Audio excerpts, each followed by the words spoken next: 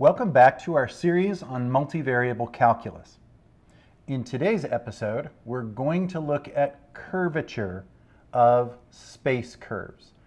That is, how steep and how quickly our vector curves turn. But before we do that, we're going to have to take a brief departure and talk about parameterization. Parameterization means rewriting the parameter that's used to generate the space curve. Now, you might ask, why would we rewrite the parameter? So let me give you a little argument for why this is a good idea. What we're about to embark on is a measurement of the curvature of a function. So let's take a look at two space curves, two vector functions side by side. What we're going to look at are two circular curves. These are both in the first quadrant of the xy plane. The inner curve is just a quarter of a circle of radius 1, and the outer curve is a quarter of a circle of radius 2. So in essence, these two are both controlled by very similar space curves. Let's write them down. R1, the inner curve, is going to be cosine of t sine of t. And the outer one, R2, is going to be 2 times cosine of t and 2 times sine of t. You'll see if you map these out between t equals 0 and 2 pi, that this is exactly the two curves you'll get. So let's add that condition that we're only going to map this from t equals 0 to pi over 2, just to make sure that we're just generating this amount of curve. Well, as I indicated, today's lesson is primarily about curvature, but we have to depart into parameterization because if we recognize that the way these two curves are generated prevents us from finding a difference between them, we'll admit that we need parameterization. Namely, as I generate the inner curve, I'm basically moving t from 0 to increased t values until we reach pi over 2, 90 degrees. The second curve, however, is generating the same amount of turn. That is, it turns by 90 degrees. It begins traveling vertically along the positive x-axis. It finishes traveling horizontally along the negative x-axis. And both curves do so in the same amount of differential in t. And what that would indicate is that their curvatures were the same. But of course, we see that they're not the same. The inner curve covers that amount of change in angle in only half the displacement. The length of this curve is actually half the length of the outer curve, which means it curves faster and covers the same amount of turn in far less distance. That's why we want to rewrite the parameter. We want to rewrite the parameter so that instead of measuring the curve as a function of angular displacement or time, we're going to instead measure the curvature as a function of arc length, so that as the arc is generated, the curvature is measured as a function of movement along the arc. It will basically put all arcs on equal footing so that their curvature can be measured in comparison to each other. Well, that sounds like a tall task, but it really is quite easy. If we want to change the parameter to arc length, we just need to rewrite t in terms of a variable that actually generates the length of the arc. And of course, we already know that because we have measured arc length. We're going to use a new parameter s. S will be our replacement for our parameter t. And here's what it's going to be equal to. We're going to integrate from a to t. That is, we're going to replace our other endpoint b by t so that it still produces a function of t. S will basically generate the arc length as a function of t. What goes in here then is our old definition for arc length. It's r prime of u, and we'll want its magnitude, du. Now, don't worry about the u du. It's just representing the same function that t was in. We just want to use a dummy variable for integration so that my limit of integration reproduces a function of t. That's what this will produce for all of our various different space curves. This integral will just produce a general function for arc length that is a function of t. This will produce some f of t.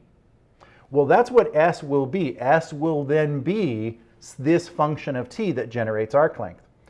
In order to substitute back into our original space curves, we're going to need to solve for t as a function of s. So all we'll do is take this statement once we perform the integral, and we'll solve it for t. And that will give us some function g of s. And this is what we will replace into our space curves. What it'll allow us to do is to rewrite these curves in terms of s. And then the functions that generate them can be evaluated for curvature, something we can't do in the variable t. Let's go ahead and perform this as an example for these two functions before we move on to curvature. So what I want to do now is actually evaluate what the length of these two curves are in general. Now, that means finding r prime of u for each. So for the first one, r1 prime of u is going to be equal to negative sine of u cosine of u. And for the second one, r2 prime of u is going to be equal to negative 2 sine of u and negative 2 cosine. Oh, not negative, just 2 cosine of u. You can see that the functions remain similar. We're just replacing t with u. And now we need their magnitudes. So r1 prime of u's magnitude is going to be equal to sine squared of u plus cosine squared of u under the radical. That's going to be 1. r2 prime of u, its magnitude is going to be 4 sine squared plus 4 cosine squared. That's going to produce 4 under the radical, or 2. As you can see, the arc length of the inner arc is going to be 1, for the outer arcs 2. They're going to be in a 2-to-1 ratio. Now let's solve for the two s values by integrating these.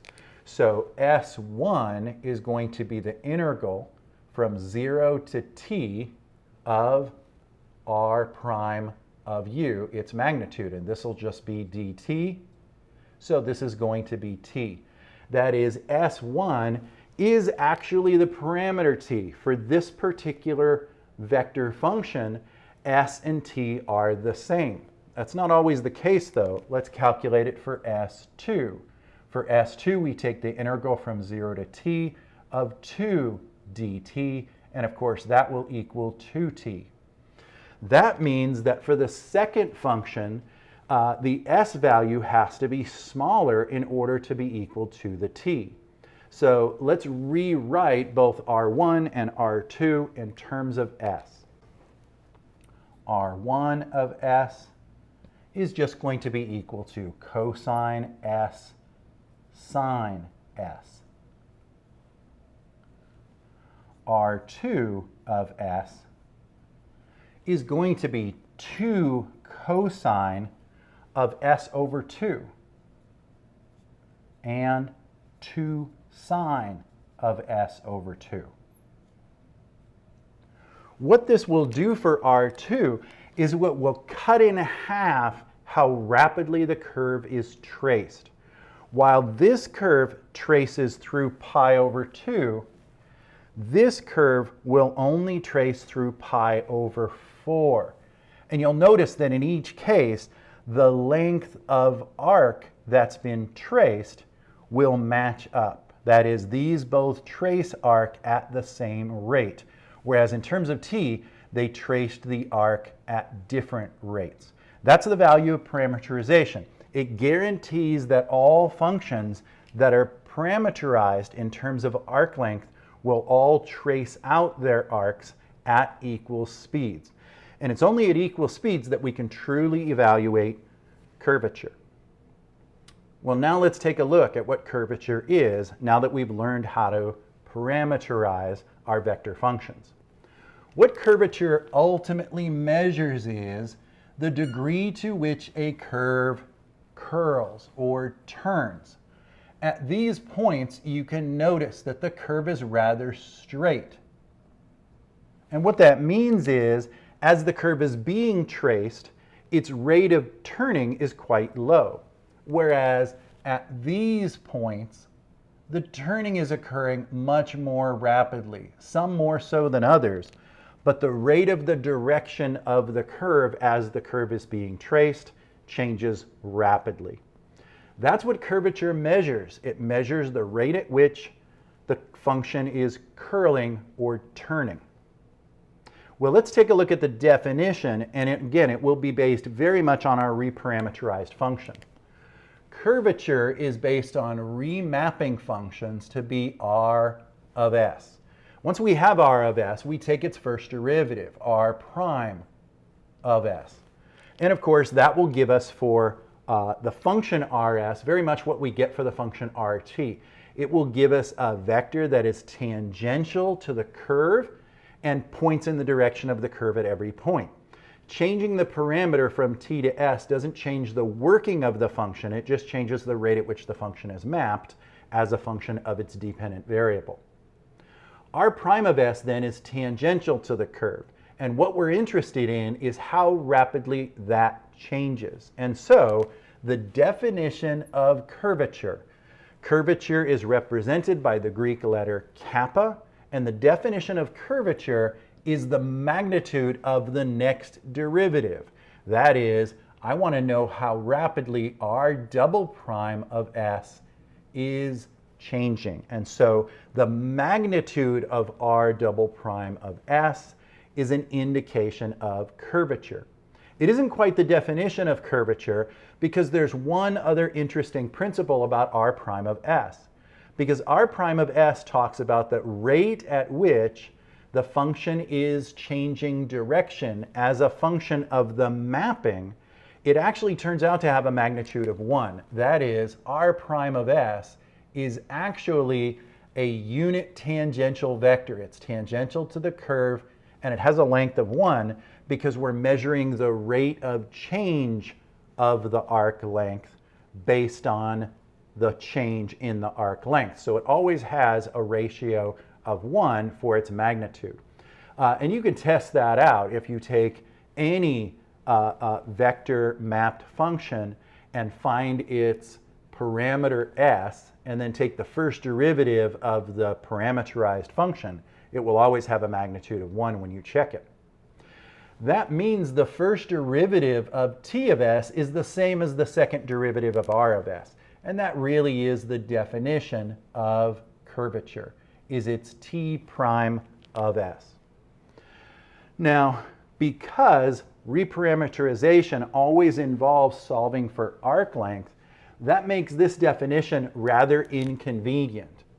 That is, it's far more difficult to find than if we could just stick with the original non-parameterized function. Fortunately, there are alternative ways to calculate the curvature that actually trace back to the original function in terms of t. That's not what the definition of curvature is, but the proofs for these will be left as exercises. And these two alternatives for curvature are that it's t prime of t over r prime of t, and it's the magnitude of each. The ratio of those in terms of our original parameter will also give us curvature.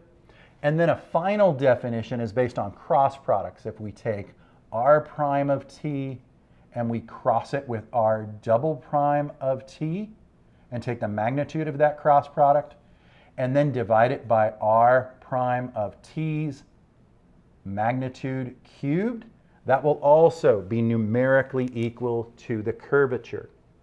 So there, it gives you 3 different ways to calculate curvature. Their level of complexity depends to a large extent on the definition of the original function whose curvature you're after. And as with finding the tangent to the curve, the curvature is actually a function of the parameter t or s, because as you move along the curve, of course, you'll experience tremendous changes in curvature. We'll actually look at applications of curvature later. For now, gaining competency in calculating curvature is an important vector function skill.